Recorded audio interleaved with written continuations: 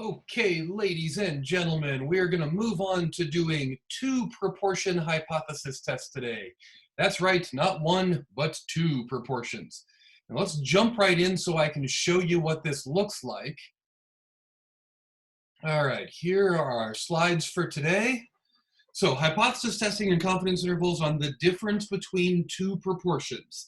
And instead of trying to give you a broad overview, what I'm going to do is we're just going to look at some data straight away. So the question that I have that's going to drive the first little bit of what we do is, does maternal smoking habit have a statistical impact on whether or not the baby is low birth weight? So you should see below this video the North Carolina baby smoke data. That is data from a particular hospital in North Carolina with lots of different features about the mothers, the fathers, the weight of the baby, the weight of the, weight gain of the mother, the smoking habits of the mother, whether or not the baby was preterm, all that good stuff. So take a minute, look through the data, make yourself familiar with it, and of course make a copy of the Google Sheet because you're going to need it.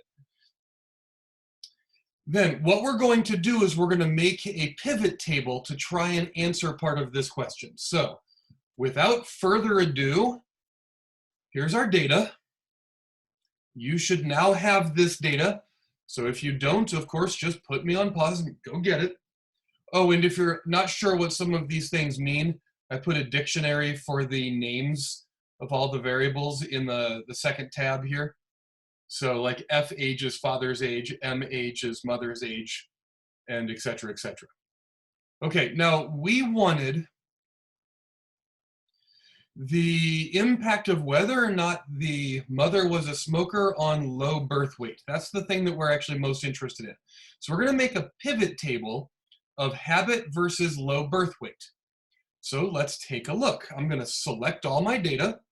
So Control A or Command A, depending on if you're a Windows or a Mac. I'm going to go to Data and Pivot Table. I like to put mine in the existing sheet. Oh, I need to tell it where to put it, so I'm going to put it just somewhere over here. And press OK and create. So now I've got my pivot table. And I'm going to do habit, like the slide said. So that's smoker versus non-smoker. And notice that we have an NA here. That means that we have some information that's missing. And I'm going to do this against low birth weight. So now I've got low birth weight versus not low birth weight, non-smoker versus smoker, and the NAs will be removed later. And my values I'm just going to throw in as low birth weight, so it counts them. Okay, now the question was, now let's go back to my slides here. I want to know if there's a statistical impact on, smoking habit has a statistical impact on whether or not the baby has low birth weight. So we're going to build the proportion of non-smoking mothers with low birth weight, and then the proportion of smoking mothers with low birth weight. So let's look. So I've got non-smokers and I've got smokers. I've got two different categories here, which is what we're leaning towards. We're going to have two categories for everything that we do in the lesson today. All right, so for my non-smokers, right, the ones that had low birth weight, there were 92 of them. Okay, my non-smokers, there were 92. Right, my sample size for my non-smokers, well, that was, let's see, non-smokers, that's way over here. That's my 108, or I'm sorry, 873. And so my proportion is the 92 out of the 873. So just a little shy of 11% of the non-smoking mothers had low birth weight babies. Okay, let's do the same thing for smokers. Okay, the low birth weight on the smokers, that was, there were 18 of them here. The sample size on the smokers was my 126.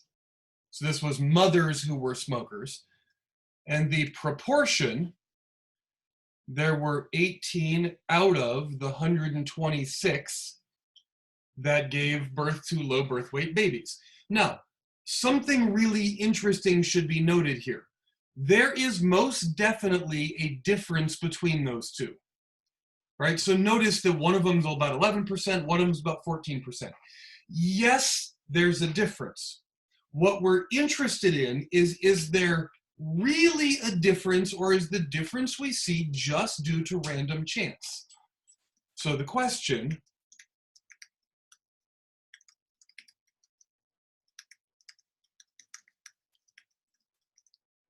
is there really a difference between these groups? And the way we're going to do that is we're going to say, okay, the difference we found is, I'm going to take non-smokers minus smokers. Okay, so that's negative because there were fewer non-smokers, or I'm sorry, the proportion of non-smokers was lower. And we want to compare that to something like a null hypothesis. Well, the null hypothesis needs to be a statement that there is no effect whatsoever. And the statement really is the difference between the groups should be 0. Now stop and think about that for a second. If we're thinking that the non-smoker group and the smoker group should be the same, that means the proportion of smokers that give birth to low-weight babies and the proportion of non-smokers that give birth to low-weight babies should be the same. So if I subtract those two proportions, I should get 0. Okay, so if we come back here, we're looking for, is the difference statistically different than 0? So we're first going to do that by random simulation. Now we have our sample sizes and our counts, and our null hypothesis is going to be a 0, and that's what we just discussed. So let's go over to StatKey and see what we can do with StatKey. Now in StatKey, the link is below, so go ahead and grab it. We're going to be looking at the difference in proportions. This is now a new tool in StatKey. So the difference in proportions, now there's more things to look at here. All right, I'm going to edit my data, and it says group 1, group 2, group 1 count, group 1 sample size, group 2 count, group 2 sample size. Okay, well, that's my 92 and 873. So 92 and 873. So my group 1 is my non-smoker group. My group 2, let's clean this up a little bit. My group 2 is my 18 and my 126. So 18, 126. Okay. And notice it says the difference is negative 0.037, which is precisely what we found over here. Okay, now I'm going to create a randomized dot plot of the difference between the proportions, and I'm going to do that using what's called resampling. Now, there's a lot of statistical theory about what we're doing right here. Just trust me on this. We're going to go with resampling. The next video shows you what actually resampling is. Now, I'm going to generate, let's say about 10,000 different random samples of this. Here we go. All right, I've got 10,000 of them now. And again, the next video is going to show you how this random simulation is working. And what I'm really interested in is where my data fits compared to the sampling distribution that I just got by doing a bunch of random simulations. Well, my data is on the left-hand side, and it would seem reasonable to me to say, I'd like to know whether or not the smokers are having more low birth weight babies, which means their proportion is higher, which means the difference is more negative. Let's think about that for a second. The smokers are having more low birth weight babies than the non-smokers, then the proportion will be bigger. And when I subtract, I will be larger on the negative side. I'll be more and more negative. Okay, well, let's do that. I'm going to do a left tail, more and more negative. Click on this guy just like we always have. And I'm going to type in 0.037. Hit OK. All right.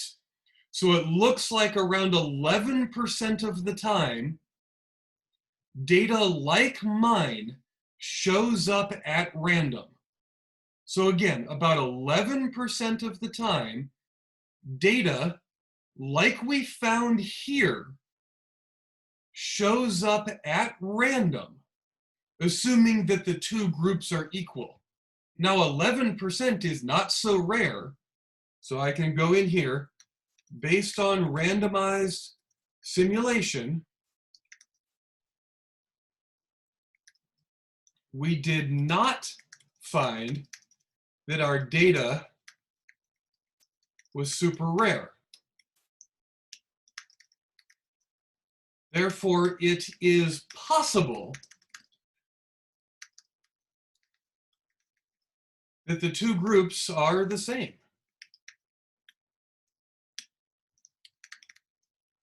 In other words,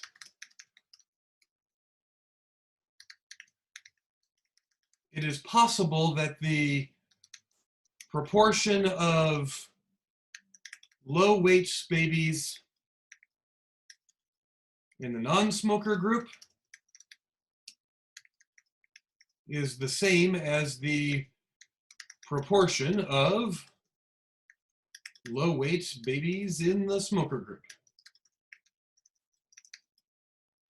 Okay, now, we should be a little bit careful about this. We're not accepting that they are the same. I am using the word possible here on purpose. What we really should be saying is we do not have evidence that they are different. So my conclusion, my real conclusion, we do not appear to have evidence that the two groups, non-smokers versus smokers, are different. Okay, and that's the real conclusion that we're making here. And that's the conclusion we're making based on randomized simulation. Now, in the next video, you're going to see how the randomized simulation worked. So in other words, what's going on under the hood here. And on the third video, you're going to see some mechanics where we go through and get an actual p-value for this.